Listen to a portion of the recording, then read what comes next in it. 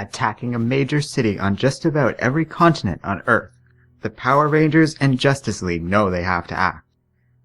Batman can tell this Lord Zed is trying to divide the heroes, but the Power Rangers point out they are still connected to their home's teleporters.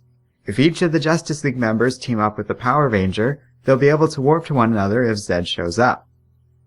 Batman doesn't like this plan, as they still don't know these Power Rangers, and he doesn't feel they can trust them. The Red Ranger responds that this may not be their world, but it is their fight, and they can help. Cyborg links the Rangers into the Justice League's network, and begins calling in superheroes from all over the world. Suddenly, Batman's firewalls go down, and the Watchtower's teleporters are taken out by a computer virus.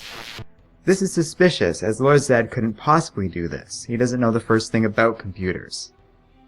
The Justice League won't be able to call in any more heroes, but the Power Rangers can still teleport. There's no other choice anymore, and no time to argue. The Black Ranger orders Batman to get in his Mastodon. The heroes move out and begin to fight the monsters, when Cyborg detects beings arriving from orbit. They are much smaller than the monsters, and each one hits one of the Power Rangers' Zords. Superman recognizes them and realizes they are in trouble. Brainiac drones. The machines are able to force their way into the Zords and steal the Power Rangers' coins. Losing control of her pterodactyl, the Pink Ranger nearly crashes it into the ground, only saved by the formidable strength of Wonder Woman. Looking over the Zord, Diana contacts the other Justice League members. They need to evacuate the Power Rangers now. Brainiac has taken control of the Zords. The Justice League quickly complies, but when they do, the monsters disintegrate, while the Zords disappear. Batman realizes the villains have left this dimension. It was all a trap, and the villains got what they came for. At the Watchtower, the heroes regroup.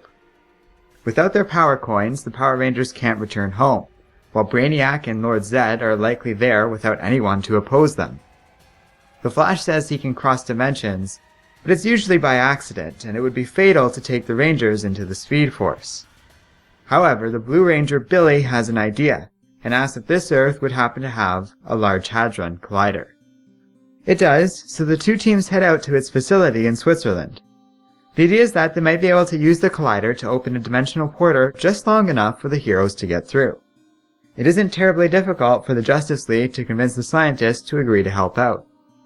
With their help, and Billy's formidable scientific expertise, Superman is confident they can do this. They're gonna punch a hole through space.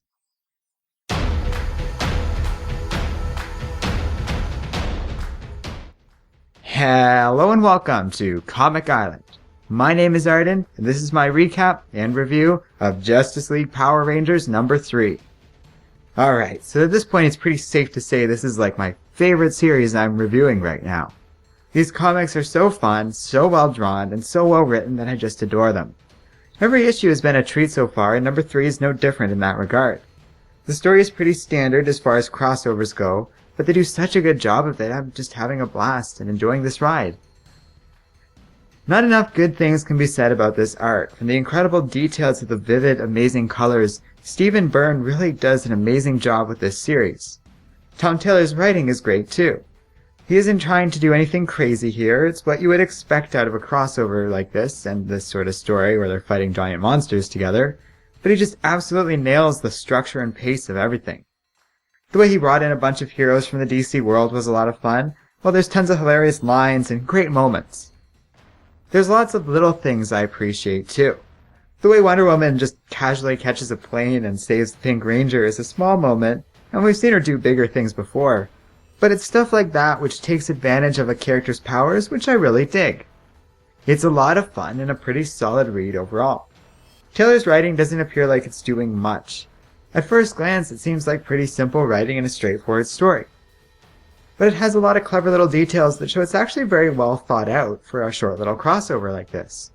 The way the Rangers pair off with the Justice League squads and smart little lines, moments, and beats of the story all make for a pretty great time, and I really like this issue. As with the rest of the series so far, I give this an easy recommendation. It's a lot of fun and definitely worth your time.